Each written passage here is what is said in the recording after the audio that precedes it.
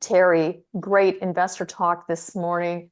Everyone's talking about Nisk and what the work you've been doing this summer. Can you give us an update?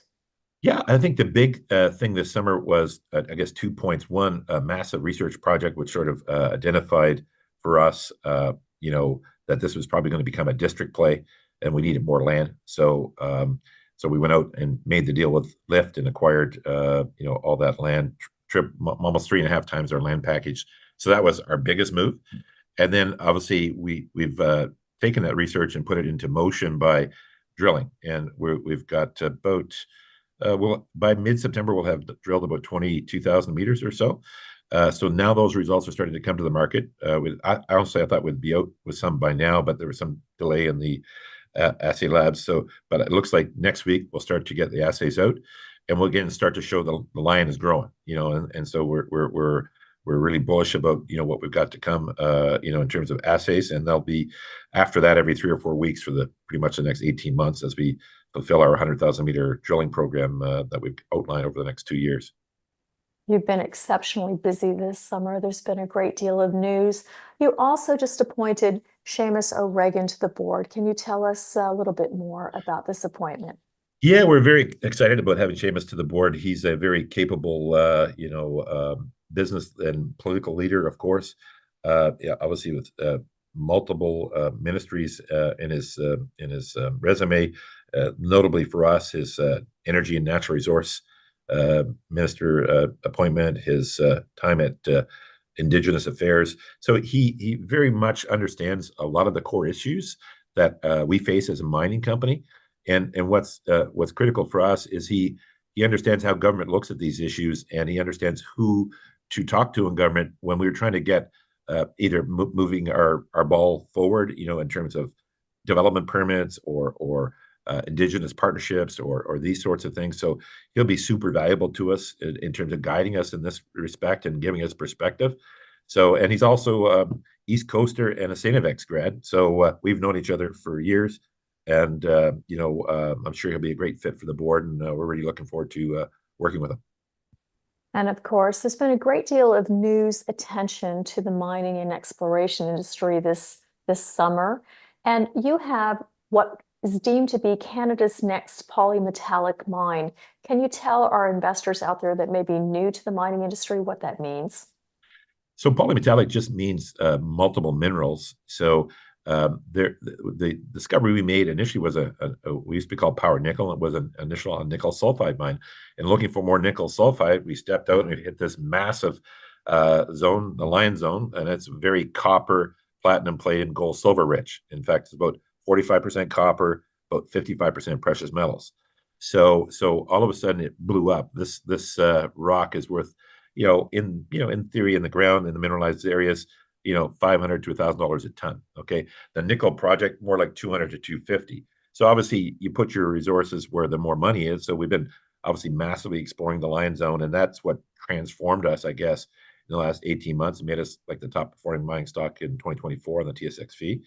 And now we raised $50 million in February, and we've been blessed by having pretty much the top mining investors in the planet invest with us. Like, so Robert Friedland's been there leading the last 2 deals, Rob McEwen the last 3 deals, Gina Reinhardt. We've got 15 billionaires in the deal. We've been super fortunate, and that's in this very tough mining finance market. We didn't have the support of those key individuals who can actually write big checks, without worrying about, hey, I'm going to trade you out for the half warrant.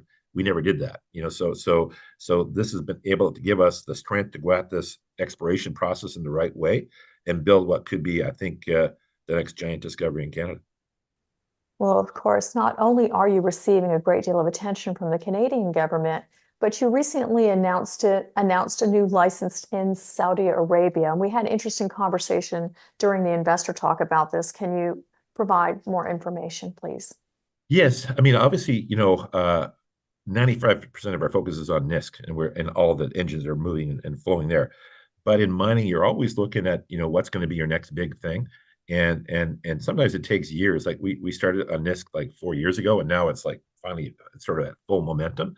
So we got approached at Beaver Creek 2 years ago by the representatives of the Kingdom of Saudi Arabia about looking at the exploration package in Saudi. And any top tier geologist will tell you that exploration package is world class. It's like literally the last, great untapped area on Earth that hasn't been really fully explored, and almost very limited exposure at all. And so that was exciting from a geological perspective. Some people have said it's like the Abitibi in the 1940s with modern technology. So think of that. That's a pretty powerful concept. Pretty exciting to any miner, I would say.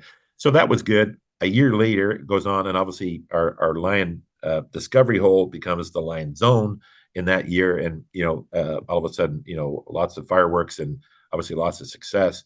And that made them, when we met them at Beaver Creek for the second time, they said, "Hey, look, this is exactly we want, explorers to come down here and make discoveries, and you clearly know what you're doing exploration wise. You got to do it." And so there was a round open at the time with six blocks, and the way their process works is very transparent. It's probably the best process we've come across globally on how to acquire mineral grounds. So I give them full credit to the KSA for designing that property and executing it.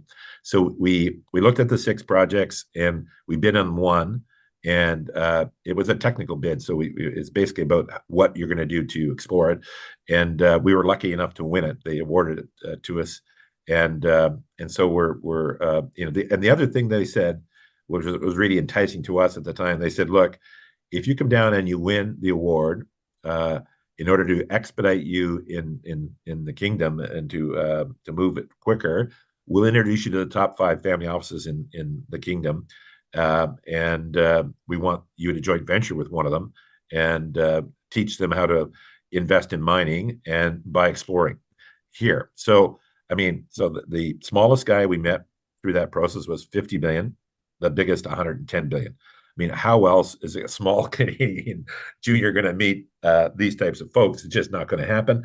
So we thought, wow, while we don't want to lose focus on Nisk, this is another giant Nisk-like opportunity. It's going to take some time to get it rolling. And we thought we had the business development bandwidth to sort of add to it and start the ball rolling. And so that's what we did. And so we're finishing off Polymetallic Arabia. My son Connor, who's running that, is heading down there next week to finalize the last pieces of it. And we're advancing our conversations with the family offices, and it's going very well. I'm super excited about the kingdom, and believe it will be home to a bunch of really big discoveries, and we hope to make some ourselves. Polymetallic, of course, has been achieving goals in a very methodical way. Your news releases are very technical, though, Terry. Can you give some of the new investors out there a little bit more of an understanding about the Nisk deposit, where it's located? Because you've also increased that project over the last year.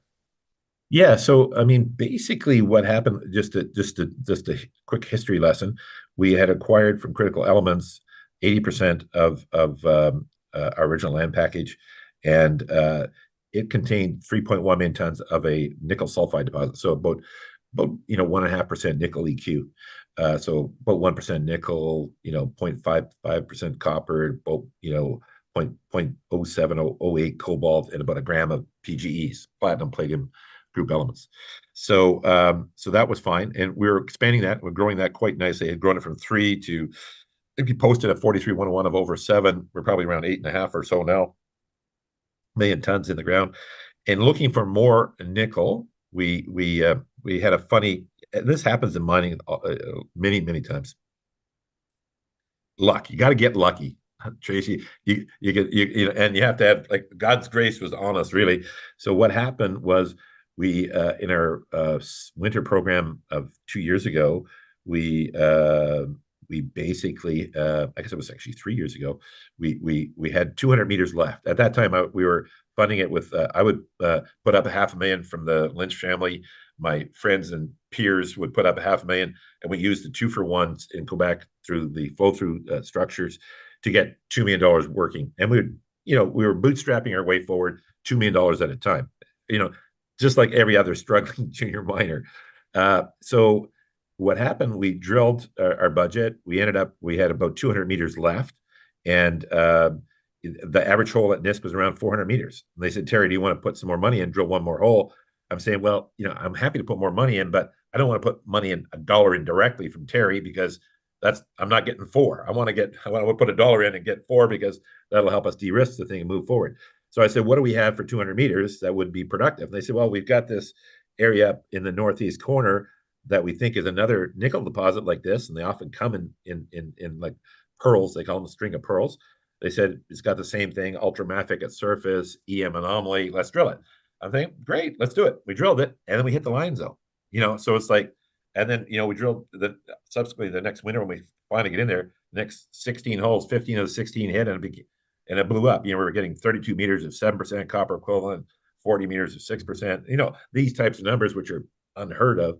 And all of a sudden, we realized we didn't have a nickel sulfide project. We had an orthomagmatic nickel sulfide copper PGE, and that there's only like 20 of them in the history of the world. So we hit the jackpot, and they're the world's most profitable mines. So now, obviously, we guys still have to ramp it up. We still have a lot of exploration to do, and that made us rethink, our understanding of the geology of the region. And that's what led us to make that deal with Lyft to basically acquire a lot more land, because we think this is going to be a district. So Sudbury's got 33 mines. I'm not saying there's going to be 33 mines up here, but I bet you there'll be several. And we think, Lion will be one. We think Nisk will be another. We think there's, in our list, we had like 8 high priority targets. We now own 7 of them. So we're pretty stoked about what we've done this summer in terms of laying the groundwork for the really big growth that's to come. And obviously, we're advancing forward with the drill bit, and we'll start to get the assay news out next week, and think we're going to have a super exciting fall. Well, thank you so much, Terry, for the exceptional update on Polymetallic. And for those of you interested in finding out more, please go to the following website. Thank you, Terry. Cheers.